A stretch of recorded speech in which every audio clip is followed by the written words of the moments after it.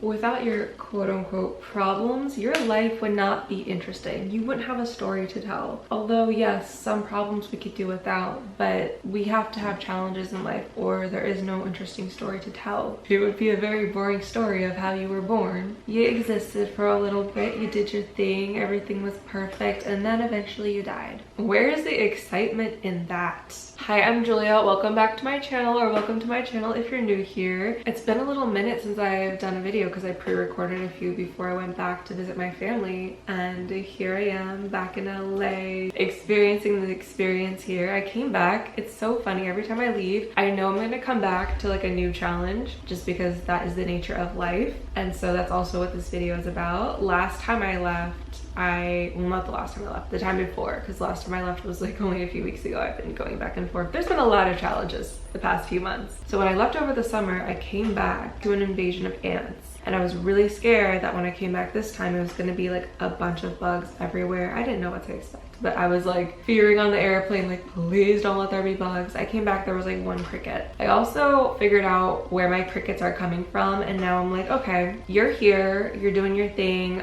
Now we're just gonna play this game of like collect the cricket and set him free safely outside because he doesn't want to be here. The crickets keep getting caught in my like between my screen door, my glass door, and somehow they found a hole to get through into my place. And they don't want to be in here. They're just curious and lost. And if you hear the beeping, that is the challenge I came back to. Crickets, that's a challenge, but we figured out how to work with it. But when I first saw the crickets, I had a literal crying breakdown. I was also not in a great headspace, so seeing a big scary bug on top of my not so great headspace was enough to cause me to break down. Now when we see them, we just say, okay, I got you, you're going free. Put them in a cup, put a paper over the cup, set them free. We figured that challenge out. But what I came back to this time around was my neighbors tearing my fence down to build a new fence. And it's been a little chaotic to say the least, but what I am learning to accept is this classic saying, and I don't want to butcher it, so I got it on my phone, that life isn't about waiting for the storm to pass.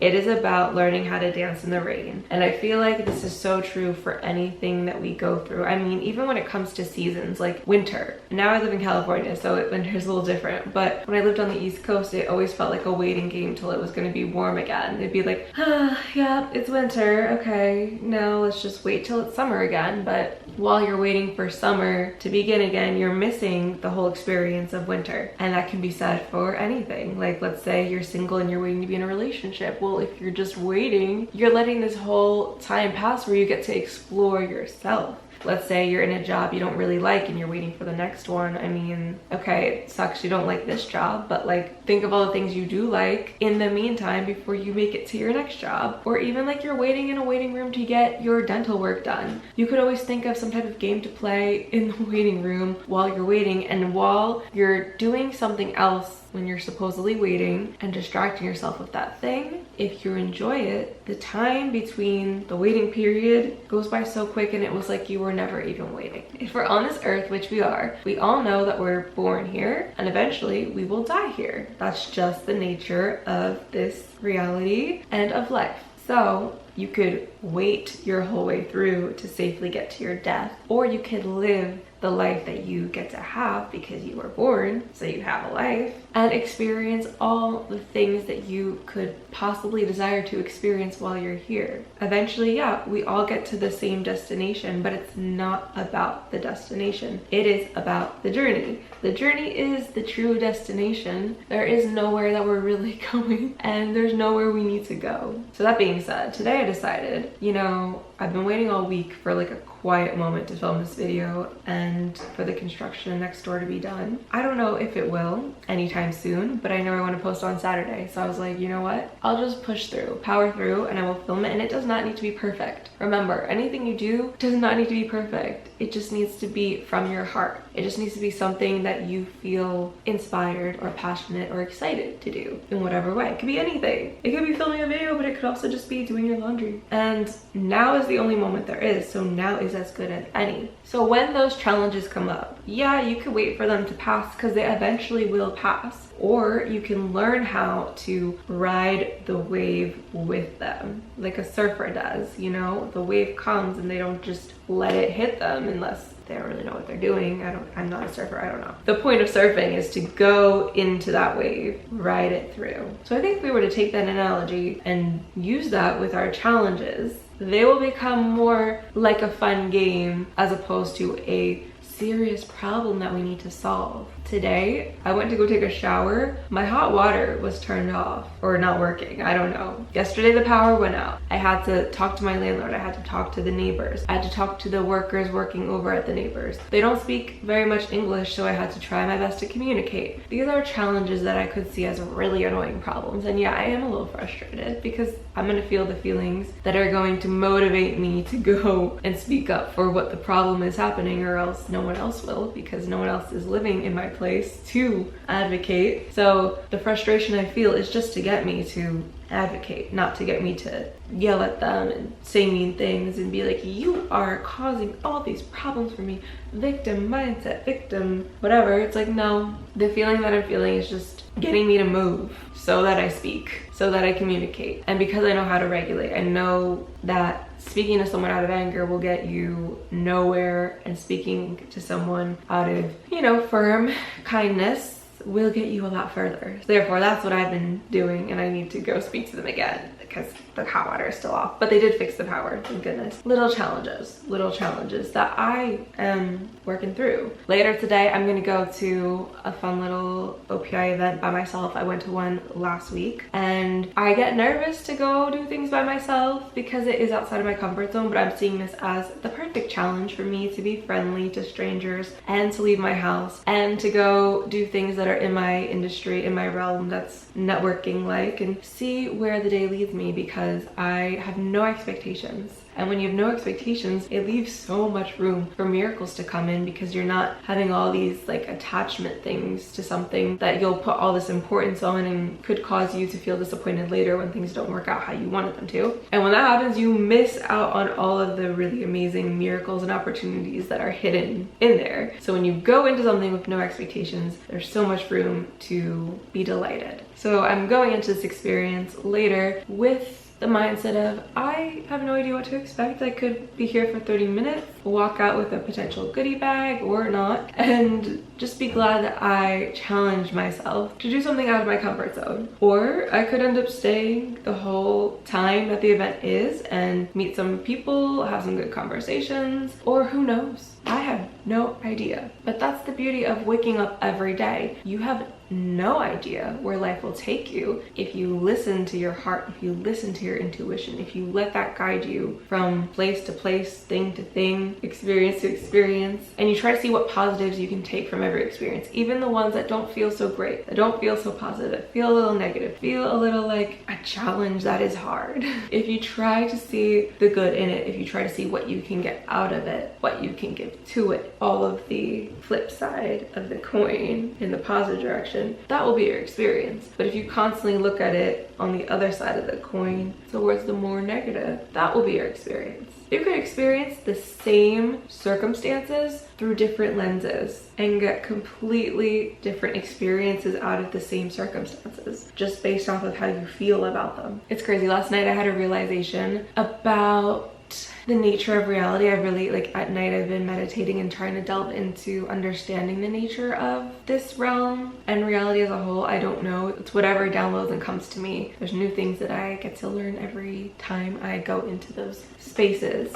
in my mind. But I was seeing like a yin yang symbol of like the negative and the positive, and like they're equal to each other. So I was seeing it as like you can't have one without the other. From what I've read in consciousness books, there is only the light, and the opposite, or the dark, the negative, I guess we could say, is an illusion that is projected from the light. I don't know, that might be true, that might also not be true. There might just be duality, or there might also just be non-duality. duality. I haven't figured it out for myself yet. I know what I've read, and I can only figure out through my own experience what is true to me and through my own delving in deep within myself. But I find it interesting and cool to go into these spaces, and it's also fun for me to challenge myself and do little experiments in life to see what can be true or what I'd like to make true and what is actually true. Every time I do these little experiments though, it always leads me back to,